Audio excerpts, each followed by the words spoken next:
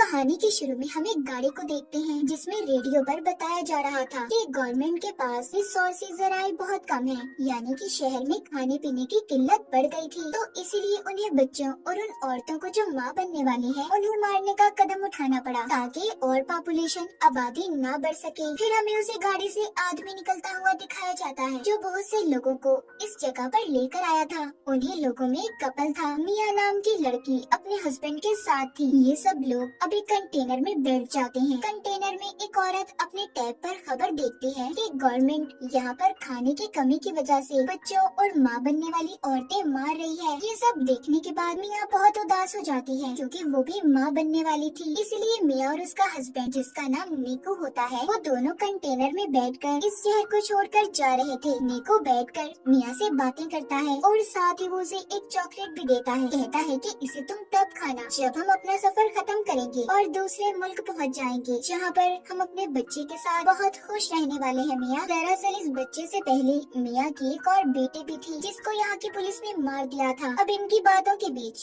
Container का दरवाजा बजने लगता है। जब नीकू देखने जाता है तो एकदम से दरवाजा खुल गया था। अंदर और भी बहुत से लोग आते हैं। इस कंटेनर में बहुत सारे लोग जमा हो गए थे, इसीलिए बाहर खड़ा आदमी जिसके हाथ में गन थी वो कहता है कि आधे लोग बाहर आ जाओ, हमारा दूसरा कंटेनर आ रहा है, बाकी उसमें जाएंगे। तभी नीकू को भी उन लोगों के बीच में गन दिखाकर निकाल लिया जाता है। मिया कंटेनर के सुराग से देखती है नीकू को 107 नंबर के कंटेनर में भेजा जा रहा था। नीकू मिया से फोन पर बात करता है। वो उससे कहता है फिक्र नहीं करो, हम दोनों एक ही जगह पर जा रहे हैं, हम इकट्ठे हो जाएंगे। बस तुम इस सफर के दौरान अपना और मेरे बच्चे का ख्याल रखना और इर्द गिर्द किसी भी इंसान पर भरोसा मत करना। मिया का कंटेनर चलने लगता है। रास्ते में वो देखती है गवर्नमेंट की पुलिस बाहर औरतों को जमा करके जो खास तौर पर माँ बनने वाली है उन्हें मार रही होती है। कुछ देर के बाद कंटेनर रुक जाता है। मिया सुराग से देखती है कुछ ऑफिसर्स ने कंटेनर को तलाशी के लिए रोक लिया था। अब कंटेनर को खोलकर जब चेक किया जाता है तो वो उन्हें पूरा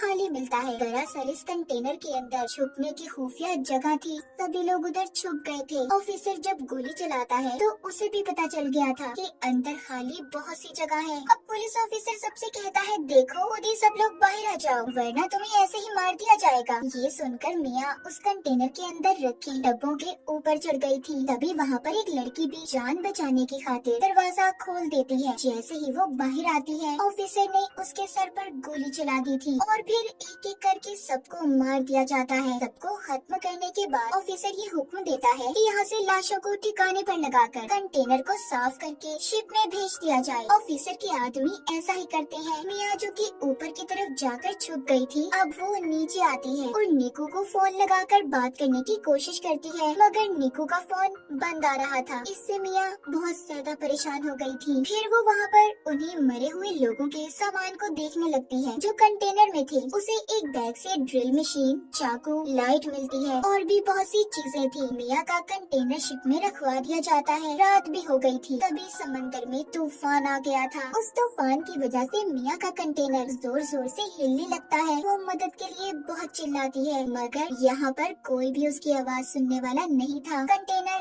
अब और भी ज्यादा जोर जोर से हिलने लगा था जिस वजह से मिया का सर एक बॉक्स पर लगता है। वो बेहोश हो गई थी। अब जब सुबह होती है और मिया को होश आता है तो देखती है कि उसका कंटेनर बाकी कंटेनर्स की तरह समंदर में डूब रहा है। वो निको को कॉल करने की भी कोशिश करती है मगर उसका फोन भी टूट चुका था। पास ही से उसे बहुत सी आवाजें आ रही थी जो कंटेनर में बंद लोगों की आवाजें थी। सब मदद के लिए चिल्ला रहे थे। वो अपने कंटेनर के सुराग से देखती है कि 107 नंबर वाला कंटेनर पानी में डूब गया है जिसमें निको था। अपने हस्बैंड की ऐसे मौत देखकर तो वो बहुत ज्यादा टूट चुकी थी। सोचती है कि अगर निको ही नहीं रहा तो मैं जिंदा रहकर क्या करूँगी। इसलिए अब वो खुद को भी मारने की कोशिश करती है कि तभी उसे अपने बच्चे का एहसास होता है। वो अपने बच्चे के बारे में सोचने लगी थी इसलिए मरने का इरादा बदल लेती है। वो ये सोचकर खुश हो रही थी कि बहुत जल्दी इस दुनिया में उसका और निको का बच्चा आने वाला है। यही सोचते सोचते वो सो जाती है। अब जब सुबह को वो उठती है उसके कंटेनर में पानी भरने लगा था। वो डूब रही होती है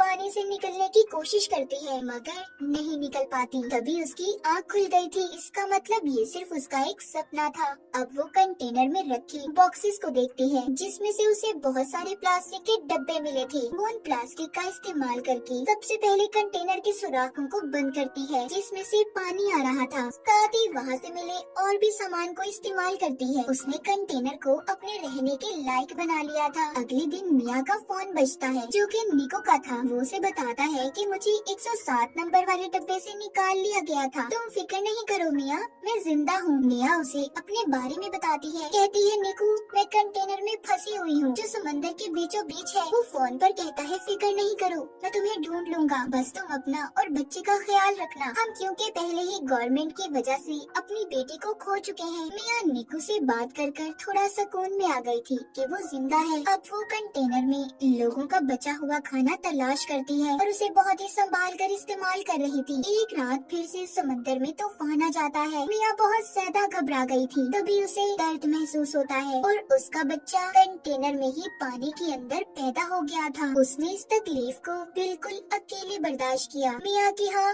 बेटी हुई थी जिसे देखकर वो बहुत खुश होती है। उसने उसे अपने गले लगा लिया था। वो अपने बेटे का बहुत ख्याल रखती है। आहिस्ता आहिस्ता मिया भी ठीक हो गई थी मगर अब उसके पास पड़ा खाना भी खत्म होने लगा था। वो सोचती है कि आखिर कब तक वो ऐसे ही इस कंटेनर में बंद रहेगी। तभी उसे अपने सामने पड़ी ड्रिल मशीन नजर आती है। ये उस मशीन को लेकर कंटेनर के ऊपर रास्ता बनाने की कोशिश करती है। तभी उसकी बेटी भी रोने लगी थी। ये नीचे आती है और अपनी बेटी को संभालती है। अगले दिन फिर से ये रास्ता बनाने का काम करती है मगर अब ड्रिल मशीन भी बंद हो गई थी। मिया ने गुस्से में उस मशीन को फेंक दिया था। तभी से चाकू नजर आता है। ये अब उस चाकू का इस्तेमाल करती है मगर चाकू भी टूट गया था। मिया देखते हैं कि उसके पास अपना पीने के लिए पानी बचा था और न खाने के लिए खाना। उसकी हालत बहुत ज्यादा खराब थी। वो बेहोश हो जाती है। उसे अपनी बेहोशी की हालत में अपनी बेटी नजर आती है जिसको गवर्नमेंट ने मार दिया था। उसे अपने पास निको भी महसूस होता है जो उससे बस यही कह रहा था, मिया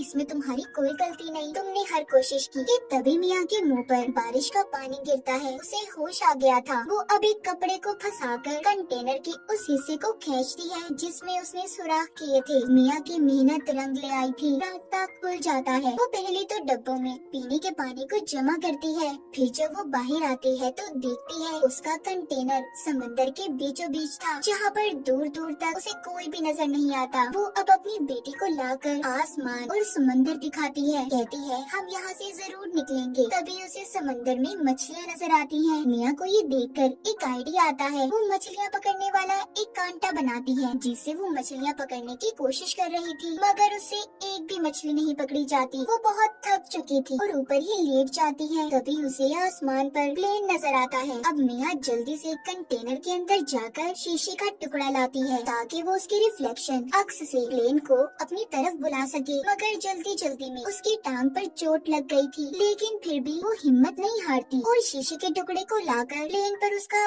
अक्स करती है मगर वो प्लेन जा चुका था। वो मायूस होकर नीचे आ जाती है और अपने जख्म को सीकर उस पर पट्टी बांध लेती है। साथ ही उसे अपने पास बहुत सारे ईयरफोन्स पड़े हुए मिलते हैं। अब वो सारी रात जागकर ईयरफोन के तारों का इस्तेमाल करके जाली बनाती है। अगली सुबह वो उस जाली से मछलियाँ पकड़कर अपना पेट भरती है। वो कई दिन तक ऐसे ही मछलियाँ पकड़ती और अपना पेट भरती। उसने अपने पास पड़े डब्बों में भी मछलियाँ पकड़कर रख ली थी। वो रोजाना अपना नंबर लिखकर प्लास्टिक के डब्बों में बंद करके बहा दिया करती थी ताकि कोई तो उसकी मदद के लिए आए।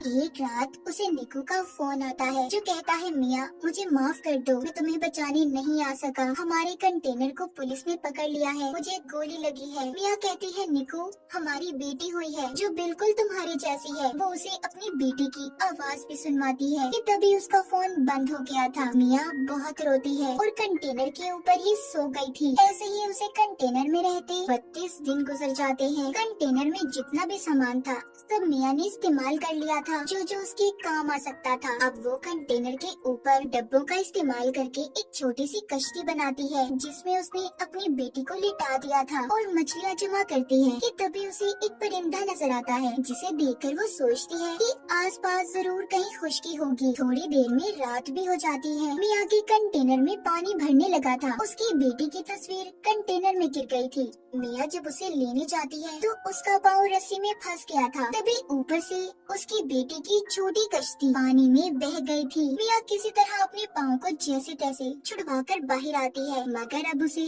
अपनी बेटी कहीं पर नजर नहीं आती। वो पागलों की तरह उसे यहाँ वहाँ ढूंढ रही थी, मगर वो उसे कहीं पर भी नहीं मिलती। दूसरी तरफ मिया की बेटी के पास एक बहुत बड़ी व्हेल मछली आती है जो उस पर पानी गिराती है, तो मिया की बेटी रोने लगी थी। मिया अब उसकी आवाज सुनकर तैर कर उसके पास पहुंचती है और अपनी बेटी से कहती है, मैं सिर्फ तुम्हारी वजह से जिंदा हूँ, असल में तो तुमने मुझे बचाया है। इतना कहकर मिया उसी कश्ती का सहारा लेकर सो जाती है। जब सुबह होती है और मिया की आँख खुलती है तो वो डब्बा खोलकर एक मछली खाती है जो उसने कश्ती के साथ डब्बे बांधे हुए थे। मिया अपने बेटी को देखकर कहती है, हमने वो सब किया जो हम कर सकते थे, असल में तुमने मेरी जान बचाई है। तभी मिया आसमान पर कुछ परिंदे देखती है। वो उनके लिए मछलियाँ फेंकती है। उसके इर्द गिर्द बहुत सारे परिंदे जमा हो गए थे। तभी दूर से बोट कश्ती में एक लड़की की नजर उन परिंदों पर पड़ी थी। वो अपने डैड को अपनी बोट वहाँ पर ले जाने का कहती है। जब ये उधर आते हैं तो इन्हें मिया की बेटी मिलती है। वो लड़की